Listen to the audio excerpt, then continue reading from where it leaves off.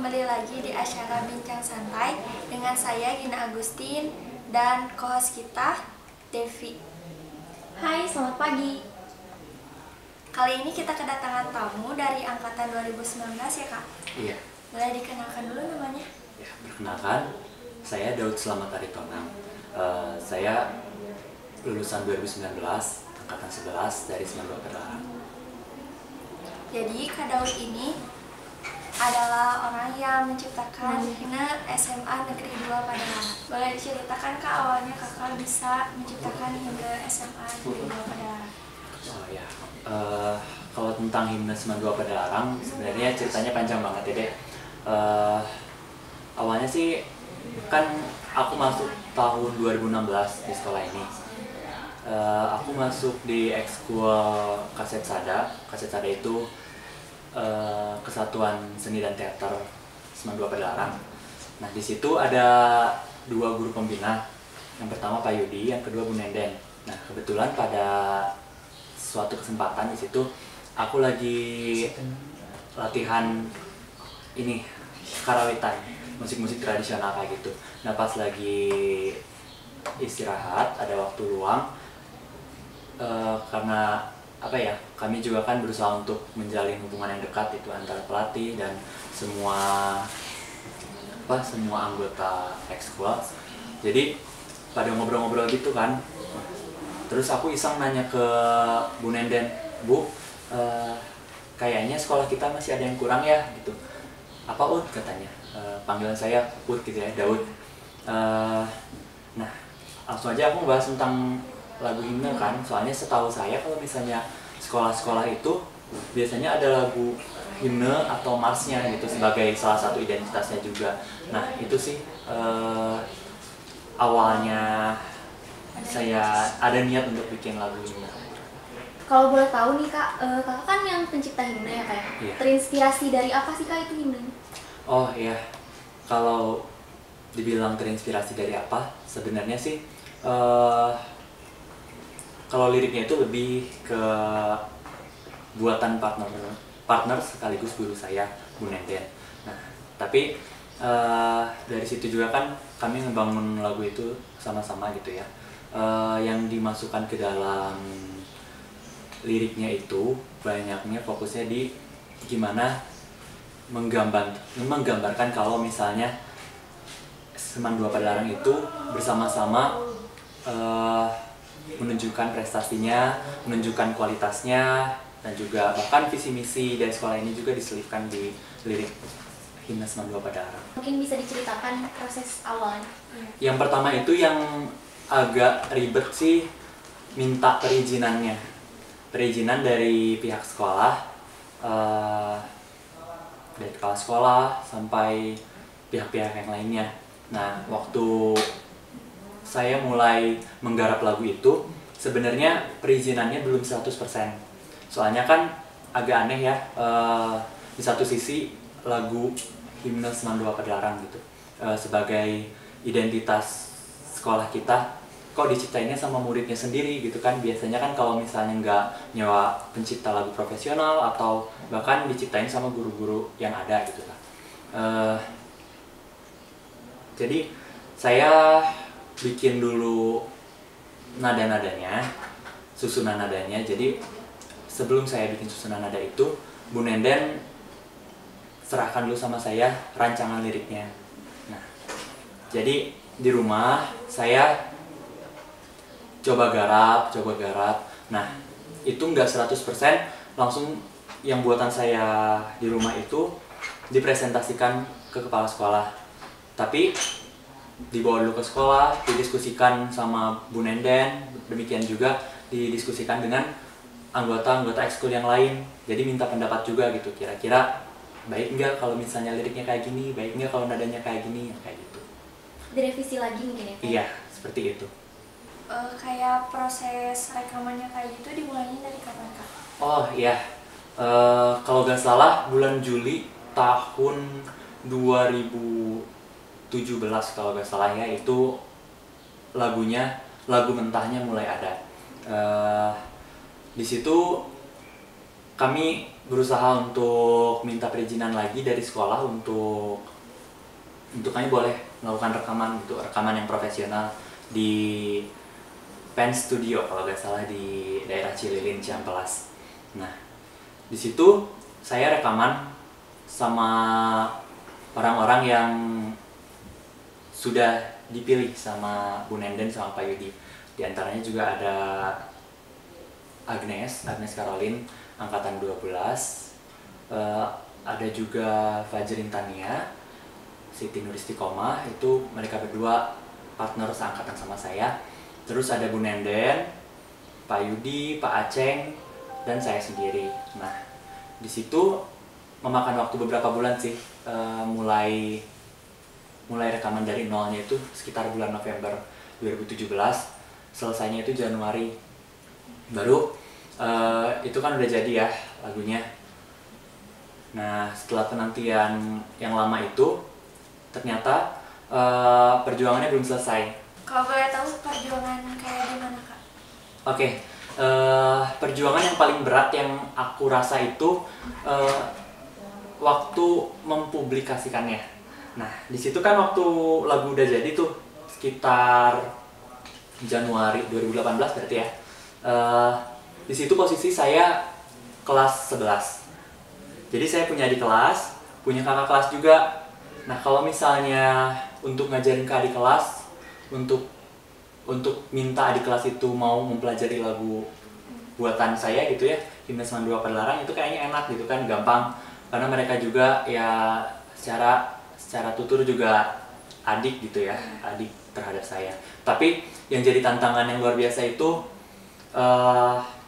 minta teman-teman seangkatan dan minta teman-teman kakak kelas untuk mau belajar lagu itu juga. Nah, banyak sih ceritanya, dan sampai akhirnya juga dari pihak guru kayak misal Bu Nenden, Pak Yudi kayak gitu juga menyiasati gimana caranya kalau misalnya kelas 11 dan kelas 10 ini kan waktunya di Seman 2 masih banyak gitu ya untuk belajar lagunya dan lain-lain sebagainya. Sedangkan kelas 3 ya kelas 12 ini tinggal beberapa bulan aja nih dia pasti bakalan lulus dan belum tentu akan mengenal lagu ini. Dan akhirnya Bu Nenden bikin ujian praktek seni budaya kalau nggak salah. Jadi ujian prakteknya itu menyanyikan Himne 92 Padalarang, menyanyikan dan menggarap lagunya untuk jadi sebuah pertunjukan di kelompoknya masing-masing gitu untuk kelas 12 nih. Nah Kak, apakah ada pro kontranya nih Kak? Nah, tentang pro kontra ini menarik banget ya pertanyaannya deh. Soalnya secara langsung sih kalau misalnya saya rasa gak ada pro kontra, tapi secara tidak langsung misalnya kayak kita juga tahu kan, namanya juga anak sekolah gitu, apalagi masih masa-masa remaja, kadang-kadang ada yang gimana ya, Sulit diatur mungkin. lebih ke teman berselisih sih. Kenapa aku nggak bilang misalnya dan tanda kutip musuh gitu, enggak, tapi teman berselisih. Jadi kayak misalnya di kesehariannya, misal aku suka debat sama siapa misalnya dalam pembicaraan sehari-hari. Nah, jadi banyak teman-teman yang misalnya awalnya sih mereka kayak kaget gitu ya, loh Daud gitu kok bisa sih dikasih kesempatan untuk bikin salah satu identitas Seman 2 Padalarang gitu. Nah, awalnya mereka mungkin kaget-kaget aja, tapi waktu terus berjalan, bahkan banyak orang yang tidak suka dengan keberadaan Himne 92 Padalarang. Tapi setahu saya sejauh ini mereka nggak bikin langkah yang kayak gimana ya, langkah yang besar gitu untuk menunjukkan kalau misalnya dia tuh gak suka sama Himne 92 Padalarang. Ya puji Tuhan gitu ya, syukur banget kalau misalnya sampai detik ini Himne 92 Padalarang masih jadi identitas kita, bahkan semakin diterima oleh warga Seman 2 Padalarang. Ngomong-ngomong soal penampilan nih, kakak kan bajunya ada alat musik kayak Oh gitu. iya. Itu dari mana sih Kak? Oh, dari mana ya? Ini baju Gita Bahana Nusantara. Gita Bahana Nusantara itu apa? Gita Bahana Nusantara itu paduan suara nasional biasanya diadakan itu tujuan utamanya untuk perayaan hari ulang tahun Republik Indonesia di setiap tahunnya. Kemerdekaan gitu ya. Iya. Nah, dengar-dengar nih Kak, kemarin Kakak katanya ikut dalam Gita Bahana juga ya, tampil juga ya Kak? Nah, iya. Saya jadi anggota Gita Bahana Nusantara tahun 2019. Gimana sih Kak cara masuk Gita Bahana? Apakah ada prosesnya sampai Kakak bisa jadi anggota Gita Bahana gitu? Oke, tentang proses jadi Gita Bahana Nusantara secara pribadi gitu ya, secara yang aku alami. Prosesnya tuh panjang banget. Mungkin gak menutup kemungkinan juga kalau misalnya adik-adik Seman 2 Padalarang atau teman-teman yang lain juga mungkin kurang tahu gitu ya Gita Bahana Nusantara itu apa. Soalnya mungkin kerasanya sih kurang tenar ya namanya, kurang familiar bandingin kayak misalnya ajang-ajang pencarian bakat yang lainnya kayak gitu. Nah, jadi Gita Bahana Nusantara ini tuh di bawah lingkupan Kemendikbud, Kementerian Pendidikan dan Kebudayaan Republik Indonesia. Nah, kayak gitu. Jadi kalau demikian, kita juga mau dapat informasi tentang GBN, Gita Bahana Nusantara itu dari pihak Dinas Pariwisata dan Kebudayaan di provinsi masing-masing. Terkhusus di sini kan Jawa Barat ya, berarti di Disparbud Jabar. Kebetulan saya itu pertama kali tahu GBN itu dari Bu Nenden. Jadi Bu Nenden punya teman, temannya ini ngasih juknis undangan GBN ke Bu Nenden. Itu tahun 2018 pertamanya. Undangan itu disebar ke setiap sekolah, jadi ke setiap orang-orang yang saling mengenal. Jadi gini, sebenarnya sih kalau memang mau secara resmi ya, kita datengin kantor Disparbud di daerah Bandung, kita minta informasinya. Tapi kan nyatanya ya realitanya gitu, anak-anak kan jarang ada yang tahu. Ya syukur sih, puji Tuhan kalau misalnya saya dapat kesempatan gitu untuk tahu informasi itu. Saya dapat informasi dari Bu Nenden, dan Bu Nenden juga nggak ngasih tahu hanya ke saya, tapi ngasih tahu ke anak-anak yang lainnya untuk nyobain. Jadi Kakak daftarnya mandiri atau emang diajukan ya dari sekolah? Sebenarnya bisa disebut keduanya, karena saya sama teman-teman yang lain gitu disebut juga dibimbing sepenuhnya dari sekolah, difasilitasi lain-lain sebagainya itu iya difasilitasi sama Seman 2 Padalarang, kayak misalnya kebutuhan apa seperti itu. Tapi untuk perjuangannya lebih kerasa mandiri ya kayak? Iya, lebih kerasa mandiri. Kalau boleh nyerita sih, kemarin itu tahun 2018 saya dan teman-teman saya itu sekitar 20 orang bingung menghadapi GBN ini seperti apa, karena dari pihak sekolah bilang katanya kita masih pertama kali nyoba, lagian ini ajang yang besar katanya. Pokoknya sih kalau bisa disebutkan juga gimana ya, mungkin banyak orang juga ngerasa kalau misalnya mana mungkin sih kita sekolah dari sekolah yang ada di kabupaten gitu ya bisa untuk gabung acara yang sebesar ini gitu kan. Tapi di situ saya sama teman-teman saya berusaha untuk meyakinkan lagi pihak sekolah untuk enggak kok, kita juga pasti bisa gitu. Akhirnya singkat cerita kami diizinkan untuk ikutan GBN, tapi ada syaratnya. Syaratnya apa? Itu dari 20 orang yang diperbolehkan hanya 2 orang yang mendaftar. Di situ dengan mengorbankan segala hal gitu ya, mengorbankan perasaan, mengorbankan rasa gak enak gitu sama adik-adik kelas yang lain itu kan. Akhirnya setahu saya, seingat saya itu Bu Nenden dan Pak Yudi bikin kayak seleksi gitu di antara kami untuk boleh mengikuti GBN. Dan hasil saya dan rekan saya Siti Nur Istiqomah itu terpilih perwakilan dari Seman 2 Padalarang untuk daftar GBN. bukan ke nasional dulu, tapi ke tingkat daerah dulu gitu. Nah kak, pada saat pendaftaran ini apakah kakak langsung lolos aja ke nasional, apa ada tahapan-tahapannya? Gimana nih kak, boleh ceritakan?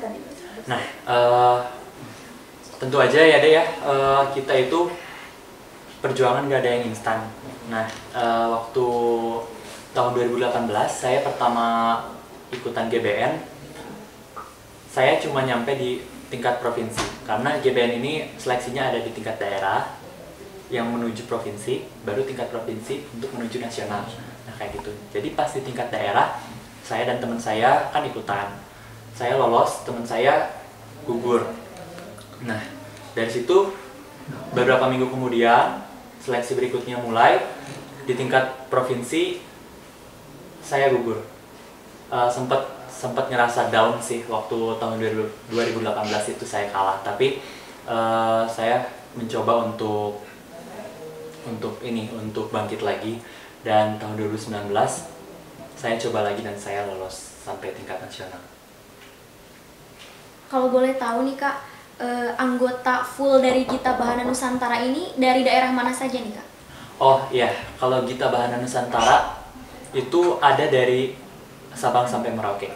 Jadi dari setiap provinsinya mewakilkan 4 orang perwakilan dengan suara yang berbeda-beda. Jadi kami itu suaranya dibagi 4, sopran, alto, tenor, dan bass. Setiap provinsi itu pasti mewakilkan yang 4 suara ini. Jadi kalau bisa disebut juga, kita itu sebenarnya dari satu provinsi cuma diambil 1. Karena kan soprannya 1, altonya 1, tenornya 1, bassnya 1. Nah itu jumlah totalnya berarti sekitar 136 orang. Jadi jumlah provinsi dikali 4. Jadi satu grup fullnya itu 136 ya? 136 orang anggota paduan suara, ditambah orkestranya dengan jumlah usia negara Republik Indonesia. Jadi kalau waktu aku itu jumlahnya ada 74 pemain musik. Karena tahun 2019 itu kan kita ulang tahun yang ke-74. Itu tuh 136 itu udah termasuk orkestra atau beda lagi nih kak? Sudah beda, soalnya 136 itu paduan suara saja, orkestranya 74. Jadi totalnya sekitar sekian lah, lumayan banyak. Kalau dilihat dari suka dukanya nih kak, ada nggak sih kak suka duka yang kakak alami di Gita Bahana ini selama di Gita Bahana? Selama di Gita Bahana Nusantara banyak banget suka dukanya. Mulai dari saya belum resmi jadi anggota Gita Bahana Nusantara, perjuangan untuk mau daftar, perjuangan saat saya diterima jadi Gita Bahana Nusantara, itu banyak banget. Kalau boleh saya cerita, waktu itu saya pertama kali mau daftar itu kan tahun 2018 ya. Kondisi saya naik ke kelas 12. Sebenarnya saya itu sempat tidak direstui sama salah satu pihak kesiswaan di sini. Katanya alangkah baiknya kalau misalnya kamu fokus dulu aja untuk UN dan untuk persiapan kuliah lain sebagainya kayak gitu. Tapi saya berusaha untuk meyakinkan pihak sekolah. Nah itu waktu saya belum jadi anggota GBN-nya. Nah waktu audisi itu ada juga suka duka. Di situ kita bisa banyak berkenalan dengan banyak orang gitu ya, secara hal-hal yang sukanya gitu. Tapi kalau misalnya dari segi dukanya, di situ benar-benar apa ya? Bagi saya sih GBN itu kayak cermin yang bisa memperlihatkan diri kita sendiri pada diri kita. Jadi mungkin selama ini aku ngerasa mungkin saya udah cukup sih pengetahuan saya tentang musik gitu ya. Pas saya ikutan GBN audisi, di situ kami juga sempat ada bimbingan sedikit dari pihak panitia di Jawa Barat. Di situ banyak banget ilmu yang bisa saya dapat. Semakin banyak ilmu yang bisa saya dapat, itu semakin saya sadar kalau misalnya sebenarnya saya itu memang belum ada apa-apanya. Karena memang sejatinya juga hidup itu kan memang harus terus belajar ya. Selalu ada hal baru gitu. Jadi penasaran nih kak, kan tadi kakak bilang naik ke kelas 12 ikut Gita Bahana. Gimana sih cara kakak memanage waktu kakak? Kan sementara kakak ini harus fokus UN juga, terus harus ikut audisi, atau sudah masuk ya kak mungkin? masih Audisi. mau audisi. Ikut audisi juga, gimana sih Kak cara manage waktunya? Kalau manage waktu itu yang penting niat sih. Kalau memang kita niat, pasti kita bisa. Yang aku rasain sih selama aku sekolah di SMA 2 Padalarang, dengan usia yang sudah remaja gitu ya, beranjak dewasa. Belajar aja sih kalau menurut aku, untuk lebih fokus lagi sekolah. Jadi bikin prioritas. Kira-kira dengan usia aku sekarang ini, misalnya waktu itu saya 16 tahun gitu ya, kira-kira apa sih hal yang penting yang aku lakukan gitu. Ya mungkin kan kebanyakan anak-anak remaja itu gak bisa manage waktu karena banyak juga yang dia pengen, kayak misal sekolah pengen, main pengen, terus kumpul-kumpul sama teman-teman juga pengen gitu kan, terus ngejar prestasinya kapan gitu kan. Kalau aku sejujurnya sih memang pengen ya memanfaatkan masa remaja yang asik gitu, yang seru banget, kemana-mana main gitu kan. Tapi saya juga berpikir gini sih, lebih bagus fokus dulu untuk hal-hal yang berdampak positif buat saya. Kalau memang saya niatin gitu ya untuk fokus belajar, juga fokus untuk meraih prestasi, waktu 24 jam sehari itu pasti cukup kok. Kalau boleh tahu nih Kak, tempat Kakak kemarin tampil tuh di mana sih Kak?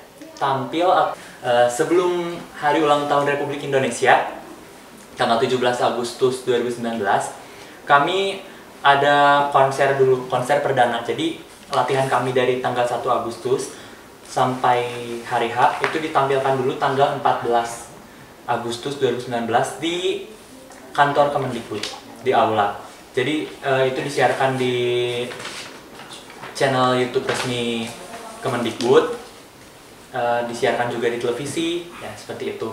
Nah itu tanggal 14-nya. Di tanggal 16-nya kami juga tampil di acara pidato presiden untuk membahas rapat paripurna, kalau gak salah sih seperti itu kurang lebihnya.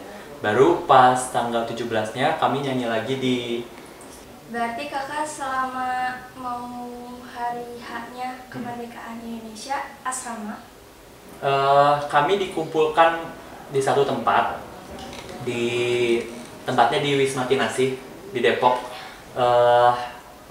Kami memang, aku pikir juga dulu kan gimana ya, kira-kira kalau misalnya ini kan acara besar, tampil di acara yang besar gitu, masa sih kalau misalnya nggak ada latihan yang khusus gitu kan. Dan bener aja pas saya dinyatakan lolos gitu ya, waktu audisi dikabarin ternyata setiap peserta yang lolos audisi di setiap provinsinya itu akan dikumpulkan di pemusatan latihan di Depok.